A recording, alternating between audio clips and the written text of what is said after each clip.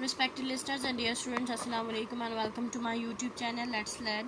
Let's start the reading of chapter number 11 from history section. यानी हमारा geography section complete हो गया. हम आज start करेंगे history section. First chapter है हमारा history section में chapter number 11. The concept of two nation state यानी दो कौमी जो नज़रिया था इसका क्या पस मंज़र है, क्या कॉन्सेप्ट है, क्या क्यों पेश किया गया था. यानी in this chapter we will take a deeper look at the concept of the two nation state and the ideology of Pakistan. इस चैप्टर में हम क्या करेंगे, हम पढ़ेंगे, डीपली स्टडी करेंगे.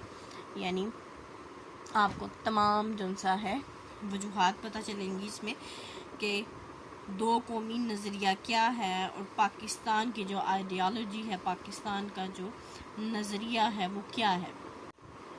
The whole of the Indo-Pak subcontinent has never been a single nation.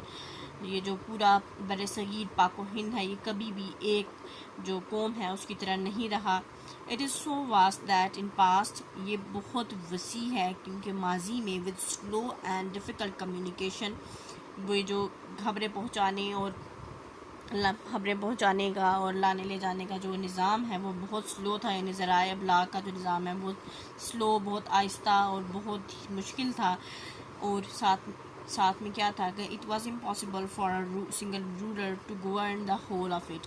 यानी यह खित्ता बहुत बड़ा था और किसी एक जो हुक्मरान है उसके लिए इस पूरे खित्ते पे इस यानी ज़राए अबलाग के मुश्किल और इतने कमज़ोर और आहिस्ता सिस्टम के साथ एक इस पूरे हित्ते पे रूल करना, गवर्न करना यानी हुकूमत चलाना बहुत मुश्किल था. इस वजह से ये हित्ता कभी भी जोन सा है एक सिंगल नेशन के तौर पर नहीं रहा. Even at the height of Mughal power under Aurangzeb यानी जो औरंगज़ेब था उसके दौरे हुकूमत में भी जब मुग़ल जो सल्तनत है, मुग़ल जो ताकत है वो अपनी अरूज पे थी. The southern tip of the subcontinent was independent and in much of the rest of the country except the north, local rulers had a great deal of freedom. यानी जो अपने अरूज के दौर में भी औरंगज़ेब का जो ज़माना था इसमें भी जो बड़े सगीर है उसका जो जनूबी हिस्सा है वो कभी भी औरंगज़ेब के अंडर नहीं रहा. वो इंडिपेंडेंट थे, वो आज़ाद थे. और इसके अलावा इस मुल्क में यानी बड़े सगीर में बहुत सारी ऐसे इलाके थे जो कि आज़ाद थे, इंडिपेंडेंट थे, जिस पे जो है मुग़ल हुकूमत है उसका कोई इन्फ्लुएंस नहीं था. लेकिन सिवाय जो शुमाल के इलाके हैं वहाँ के अलावा बाकी जो इलाके हैं वहाँ पे जो इलाकाई जो हुक्मरान थे, जो नवाब होते थे या राजे महाराजे होते थे वो उस वक़्त वहाँ पे हुकूमत किया करते थे. Some vast areas paid taxes to the Mughal emperors. कुछ जो बड़े इलाके हैं, वसी इलाके हैं, वो जो मुग़ल शहनशाह थे उनको अपनी आज़ादी के एवज़ जो सा है वो टैक्स पे किया करते थे. यानी महसूलात जो सा है वो वसूल किए जाते थे ताकि उनको जो भी फैसिलिटीज़ दी जाती हैं उसके एवज़. एंड देन मोर और less went there on way. और कम बेश को अपने अपने तरीके से फिर वो रहते थे यानी वो टैक्सेस वगैरह पे करके. Some like the Marathas and Sikhs were never really incorporated into the Mughal Empire. यानी कुछ जो सिख और मरहटे हैं जैसे कि सिख और मरहटे हैं वो कभी भी जो मुग़लिया सल्तनत है उसमें शामिल नहीं रहे. ब्रिटिश इंडिया यानी वो इंडिया जिस पे बरतानिया ने हुकूमत की, बरतानवी हुकूमत जिस पे कायम थी. Although Britain directly ruled less than half of the India by the 20th century. यानी बेशक जो इंडिया है उस इंडिया पे बरतानिया ने यानी आधे इंडिया पे बरतानिया ने 20वीं सदी में हुकूमत की है. She had advisors in the many states which are nominally independent. यानी जो हुकूमत बरतानिया है उसके मुख्तलिफ जो रियासतें हैं वहाँ पे मुशीर वगैरह होते थे जो कि उसे एडवाइसेस देते थे, ये बताते थे कि मतलब उनकी जासूसी करते थे, उनके लिए काम करते थे जिनको जो सा है बराए नाम जो कि इंडिपेंडेंट थे. यानी वो ये शो करते थे कि हुकूमत बरतानिया से उनका कोई लेना देना नहीं है, वो इंडिपेंडेंटली काम कर रहे हैं, इंडिपेंडेंट हैं, अपनी मर्ज़ी से अपनी रियासत को चला रहे हैं. लेकिन ऐसा नहीं था.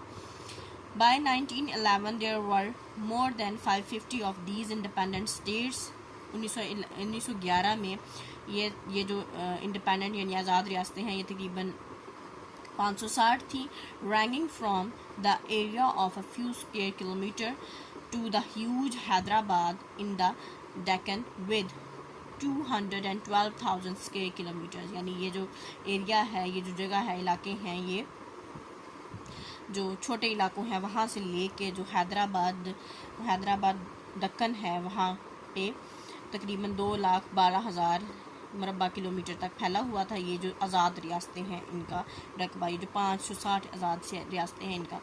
دو most kept up by pretence that they were free. بہت ساری ایسی ریاستیں تھیں جو کہ یہ شو کرتی تھی، یہ دکھاوا کرتی تھی کہ وہ فری ہیں، یعنی وہ آزاد ہیں، ان کا کوئی لینا دینا نہیں ہے اس حکومت سے، یعنی برطانوی حکومت سے یا گورا راج سے ان کا کوئی لینا دینا نہیں ہے.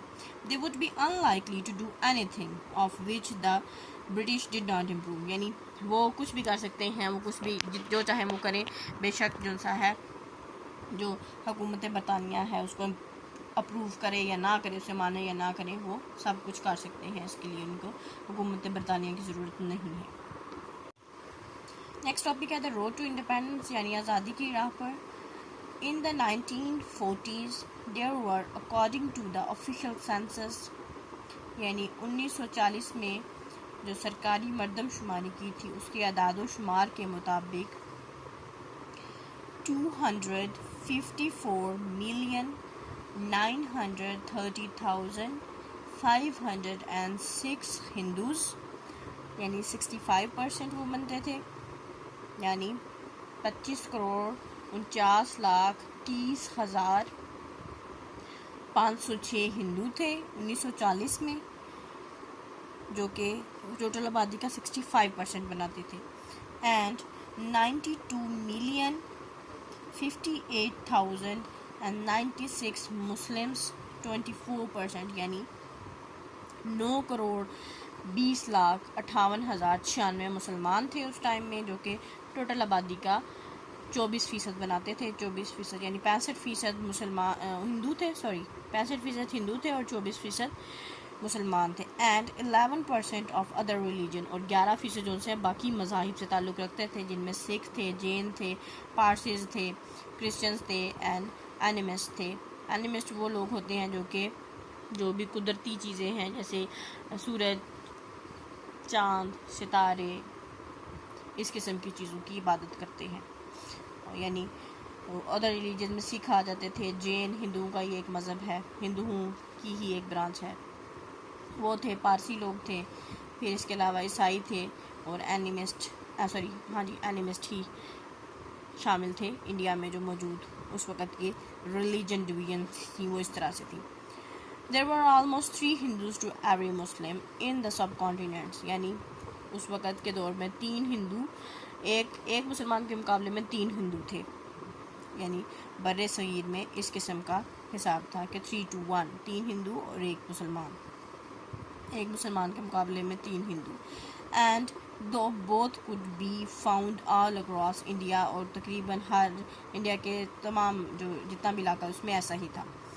For historical reasons the Muslim people concentrated in the north west and north east. جو مسلمان لوگ تھے، یعنی تاریخی پس منظر میں اگر ہم جائیں تو اس کی وجہ یہ ہے جو مسلمان لوگ تھے انہوں نے ہمیشہ فوکس جو ان کا رہا ہے، ان کی ساری توجہ جو ان سا ہے شمال مغربی اور شمال مشرقی حصے پر رہی ہے. When belatedly the British began thinking of independence of India، جب جو برٹش لوگ ہیں یعنی برطانیہ کی حکومت برطانیہ ہے اس نے یہ سوچنا شروع کیا، مجبور ہو کے جب یہ سوچنا شروع کیا کہ ان کو انڈیا کو آزاد کر دینا چاہیے، انڈیا کی آزادی کے بارے میں سوچنا شروع کیا. they imagined a single state with one central government for the whole country to handle vital issues such as finance. تو انہوں نے یہ سوچا تھا کہ یہ جب انڈیا سے چلے جائیں گے، اس کو آزادی دے دیں گے، تو انہوں نے ایک جو سا ہے اسٹیٹ کے بارے میں، ایک سنگل اسٹیٹ کے بارے میں سوچا تھا. یعنی ہم ایک باڈی بنائیں گے جو کہ سینٹرل حکومت ہوگی، وہی سینٹرل حکومت جو ہوگی وہی مرکزی حکومت ہوگی، اور وہی سارے ایشوز کو، سارے مسائل سارے وہی ڈیل کیا کرے گی. جیسے کہ فائنانس کا مطلب پیسے سے تعلق جتنے بھی مسئلے مسائل ہوں گے وہی دیکھا کرے گی. ڈیفنس اینڈ انٹرنیشنل ریلیشنز یعنی دفاع سے متعلق اور بین الاقوامی جو تعلقات ہیں ان سے متعلق وہی حکومت ڈیل کیا کرے گی. With less important regional assemblies for the more local affairs, یعنی اس قسم کی حکومت میں جو لوکل افیئرس ہیں، لوکل معاملات ہیں، ان کو اتنی زیادہ توجہ نہیں دی گئی تھی، یعنی جو ریجنل اسمبلیز ہیں اس میں شامل نہیں تھی. It was a politically neat and tidy solution that would have worked in Canada. مطلب یہ انہوں نے اس لیے سوچ کے کیا تھا کہ یہ ایک بہت ہی صاف ستھرا سا اور بہت اس سے جو سارے جو لوگ ہیں وہ ایک دھارے میں بندھے رہیں گے. تو انہوں نے اس لیے اس قسم کے سسٹم کے بارے میں سوچا تھا کیونکہ کینیڈا میں ایسا ہی ہوا تھا، کینیڈا میں ایسا کیا گیا تھا. which could have split into French speaking and English speaking state. تو انہوں نے کیا کینیڈا میں یہ کیسے ہوا تھا کہ کینیڈا میں کچھ لوگ جو سے ہیں وہ فرانسیسی زبان بولتے ہیں اور کچھ جو سے ہیں وہ انگلش زبان بولتے ہیں. تو انہوں نے اس طرح سے کیا ہے وہ دونوں کینیڈینز ہیں، یعنی شہریت ان کی وہی ہے، تو ان کو جو ان پہ انڈیپینڈنس لائی تو انہوں نے اس طرح سے کیا کہ جو فرینچ اسپیکنگ لوگ ہیں ان کا الگ سسٹم کر دیا، ان کو علیحدہ کر دیا، اور جو انگلش اسپیکنگ ہے ان کو علیحدہ. اور in South Africa there were could have been as originally English and Boer states، یعنی ساؤتھ افریقہ میں انہوں نے جو انگلش بولنے والے لوگ ہیں اور جو ڈچ بولنے والے لوگ ہیں ان کو علیحدہ ان کی اسٹیٹس کو علیحدہ کیا. The majority of black population in the South Africa did not count of course. لیکن جو ساؤتھ افریقہ میں جو وہاں کے نیٹو لوگ ہیں، یعنی جنہیں ہم بلیک پاپولیشن یا بلیک پیپل کہتے ہیں، جو کہ کالے جن کو ہم کہتے ہیں، وہ اس ساری ڈویژن میں انکلوڈ نہیں تھے. In the second half of the 19th century, when independence of India began to discuss، 19ویں صدی کے درمیانی عرصے میں جب انڈیا کی انڈیپینڈنس کے، انڈیا کی آزادی کے بارے میں سوچنا شروع کیا، بات چیت ہونا شروع ہوئی. Many of the leaders agreed with the British that when eventually it was free, India would be a single country. تو بہت سے جو اس وقت کے رہنما تھے، لیڈرز تھے، وہ اس بات میں متفق تھے کہ جب گورے یہاں سے چلے جائیں گے، جو برطانوی لوگ ہیں یہاں سے چلے جائیں گے، تو ہندوستان ایک جو سا ہے ملک کے طور پہ یہاں پہ رہے گا، اور بالکل ایسا ہی ہوگا. You will remember that Qaid himself was strongly in favor of a single nation until 1940. آپ کو یاد ہی ہوگا کہ 1940 تک قائد اعظم بھی اسی حق میں تھے کہ مسلمان اور ہندوؤں سے اکٹھے رہیں اور ایک ہی قوم کے طور پر ایک ہی ملک میں اکٹھے رہیں. However, the concept of Muslim identity had begun to be formatted as early as the 18th century with the views of thinkers like Shah Wali Allah and سید احمد شہید بریلوی. لیکن اگرچہ جو مسلمانوں کی اپنی علیحدہ شناخت کے بارے میں جو سلسلہ ہے، یعنی اپنی علیحدہ شناخت کے ساتھ مسلمان جینا چاہتے تھے اور رہنا چاہتے تھے، یہ سلسلہ بہت پہلے 18ویں صدی میں سٹارٹ ہو گیا تھا. اس آئیڈیا کو، اس خیال کو جو دینے والے جو مفکرین تھے ان میں شاہ ولی اللہ اور سید احمد شہید بریلوی جو ہیں وہ سر فہرست ہیں. The political and social developments in the subcontinent had influenced their thinking.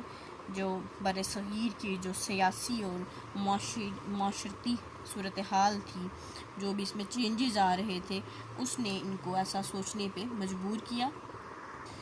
Next topic ہے سر سید Ahmad Khan.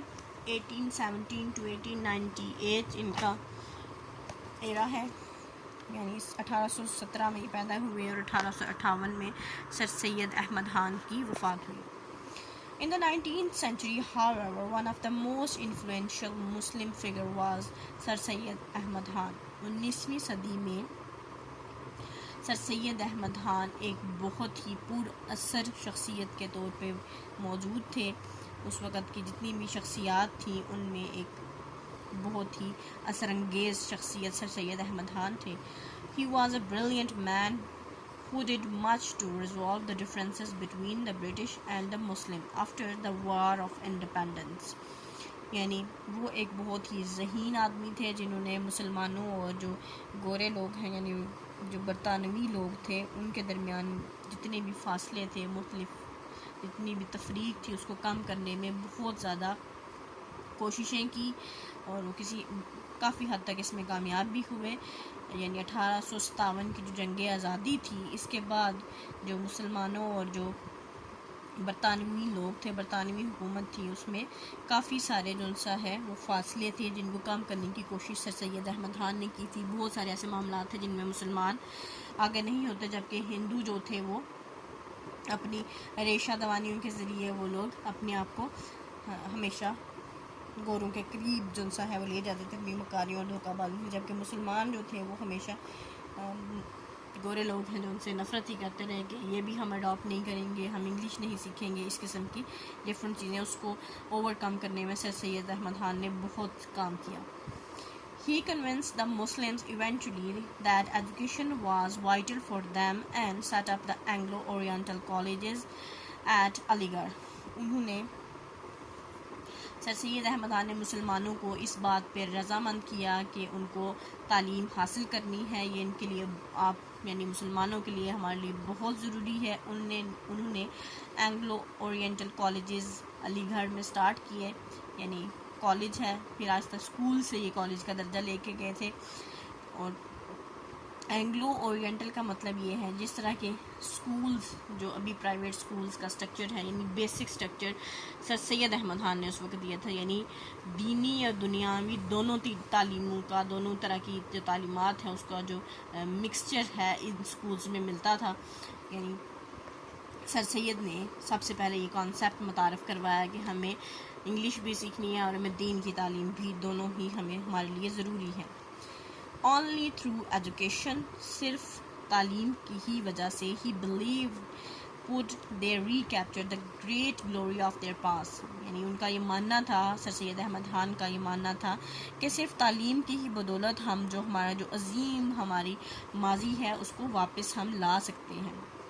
He discussed that situation with Hindu leaders and saw how determined they were to rule completely. انہوں نے اس صورتحال کا جو ہندو رہنما تھے اس ٹائم کے، ان کے ساتھ تبادلہ خیال ہوا اس بارے میں، اور انہوں نے یہ دیکھا کہ وہ کتنے پرعزم ہیں کہ پورے کا پورا جو ہندوستان ہے اس پہ وہ حکومت کریں. Although Sir Syed never actually suggested two separate nations، بے شک سر سید احمد خان نے کبھی بھی جو سا ہے دو مختلف جو اقوام ہیں ان کے لیے الگ الگ جو سا ہے وطن، الگ الگ جو وطن ہے ان کا مطالبہ نہیں کیا تھا، کبھی بھی نہیں ایسا کیا تھا. He did tell the British very forcefully that when political reform and independence eventually came, the Muslims should receive separate consideration. لیکن انہوں نے ساتھ ہی یہ بھی واضح کر دیا تھا کہ جب بھی انہوں نے یہ بائی فورس یعنی بہت ہی اپنے مدلل انداز میں یہ کہا تھا کہ بے شک انہوں نے دو الگ الگ ریاستوں کا نہیں کہا تھا، لیکن انہوں نے یہ کہا تھا کہ جب بھی انڈیپینڈنس یعنی آزادی کے لیے کام ہوگا، جب بھی آزادی آئے گی، بر صغیر میں آزادی کی بات ہوگی تو مسلمانوں کو علیحدہ سے الگ حیثیت میں ان کو دیکھا جائے گا، مسلمانوں کے ساتھ ان کو ہندوؤں کے ساتھ ان کو کنسیڈر نہیں کیا جائے گا، ان کی ساری کنسیڈریشن علیحدہ سے ہوں گی، ان کی سارے جتنی بھی ڈیمانڈس ہیں اس کے ساتھ علیحدہ سے مسلمانوں کو علیحدہ حیثیت میں دیکھا جائے گا، کاؤنٹ کیا جائے گا. His ideas did however suggest to later politicians and thinkers to the possibility of two separate states. ان کے جو آئیڈیاز تھے، ان کے جو خیالات تھے، جو بعد میں آنے والے جو سیاسی رہنما اور مفکرین تھے ان کو اس بارے میں گائیڈ کیا کہ دو جو الگ الگ ریاستیں ہیں وہ ممکن ہیں اور ایسا ہونا چاہیے بھی. علامہ محمد اقبال، نیکسٹ ہماری جو پرسنالٹی ہے وہ ہے علامہ محمد اقبال. 1877 میں یہ پیدا ہوئے، 1938 میں وفات ہوئی علامہ اقبال کی. He was a scholar, philosopher, poet and liar. یعنی وہ ایک اسکالر تھے، ایک فلاسفر تھے، ایک شاعر تھے، ایک وکیل تھے. Educated both in the traditional as well as modern institutions of his time at home and abroad. یعنی انہوں نے جو قدیم روایتی انداز تھا اور جو جدید انداز تھا، جدید طریقے سے دونوں طرح کی تعلیمات انہوں نے حاصل کی، گھر میں بھی، یعنی روایتی طور پر پہلے بچوں کو گھر میں ایجوکیٹ کیا جاتا تھا، دین اسکول، اس کے بعد باہر بھیجا جاتا تھا پڑھنے کے لیے. اس علامہ اقبال نے دونوں طرح سے تعلیم کو حاصل کیا، گھر میں بھی اور ملک سے باہر جا کر بھی. Iqbal was ranked foremost as the influential figure in modern Muslim history. علامہ اقبال کو جو موجودہ جدید جو مسلمانوں کی تاریخ ہے اس میں ایک بہت ہی پر اثر شخصیت کے طور پہ دیکھا جاتا ہے، یعنی وہ ٹاپ آف دا لسٹ ہیں، سر فہرست ہیں. The political developments in the subcontinent with the rise of Hindu nationalism and Muslims generally retreating to the background، یعنی جو برِ صغیر میں جو سیاسی پیش رفت ہوئی، یعنی سیاسی طور پہ تبدیلیاں جو آئی، اس میں جو ہندو جو قوم پرستی ہے وہ بڑی، اور جو مسلمان ہیں وہ پس منظر سے ہٹ گئے، مطلب مسلمانوں کے لیے اس طرح سے بات نہیں کی جاتی تھی. compelled Iqbal to think the causes, تو اس قسم کی جو سچویشنز ہیں، اس قسم کے جو حالات ہیں، انہوں نے اقبال کو یہ سوچنے پہ مجبور کیا کہ اس کی کیا وجوہات ہیں کہ مسلمانوں کو بالکل دیوار کے ساتھ لگا دیا گیا ہے اور صرف ہندوازم یا ہندو نیشنلزم یا ہندو قوم پرستی کی بات کی جاتی ہے. He expressed his thought in forceful poetry to awaken the Muslim spirit. انہوں نے مسلمانوں کے اندر مسلمانوں کی روح کو بیدار کرنے کے لیے اپنی پر اثر شاعری کے ذریعے یہ کوشش کی تاکہ مسلمانوں کو بیدار کیا جائے. انہوں نے اپنے خیالات کو اس طرح سے بیان کیا کہ مسلمانوں کو بیدار کیا جا سکے. In 1930, the Muslim community of the subcontinent selected Allama Iqbal as the chairman of Muslim League Conference in Allah Abad. 1930 میں الہ آباد میں مسلم لیگ کی جو کانفرنس ہوئی تھی اس میں علامہ اقبال کو چیئرمین کے طور پہ منتخب کیا گیا تھا. اس وقت کے بر صغیر کے جو مسلمان تھے انہوں نے in his presidential address at this conference, Iqbal put forward the proposal for separate Muslim homeland. ان اپنے جو یہ صدارتی خطاب تھا علامہ اقبال کا، اس میں انہوں نے خطاب کرتے ہوئے مسلمانوں کے لیے ایک الگ سرزمین کا مطالبہ کیا. علامہ Iqbal also attended the round table conferences in London in 1931 and 1932. London میں ہوئی ہوئی جو گول میز کانفرنسز تھی ان میں بھی علامہ اقبال نے شرکت کی، جو کہ 1931 اور 32 میں ہوئی تھی.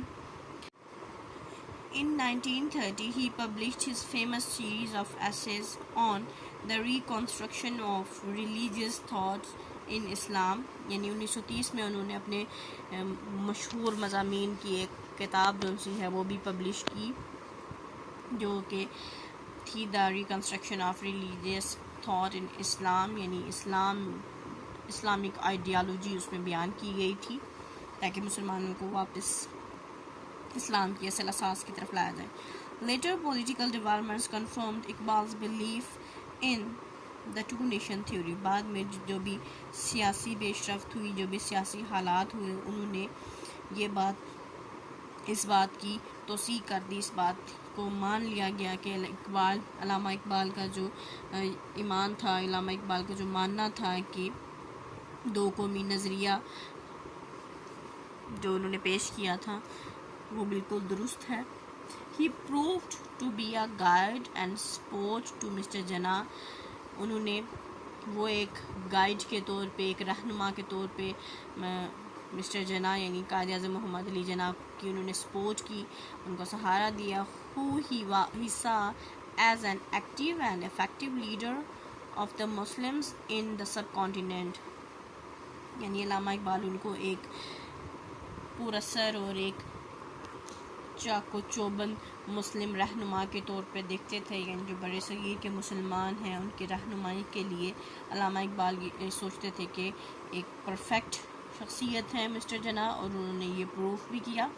Iqbal died in April 1938. In March 1940 a formal demand was made for the separate state for the Muslims, and in August 1947 Pakistan emerged on the world map an independent country. 1938 میں علامہ اقبال وفات پا گئے. مارچ 1940 میں ایک فارمل یعنی ایک مسلم لیگ نے سرکاری طور پر، یعنی مسلم لیگ نے ایک روایتی انداز میں مسلمانوں کے لیے الگ ریاست کا مطالبہ کیا، اور 7 سال بعد 1947 میں، اگست 1947 میں پاکستان ایک آزاد ملک کے طور پر دنیا کے نقشے پہ ابھرا۔ اس کو یہاں ہم سٹاپ کریں گے۔ Wish you best of luck and اللہ حافظ۔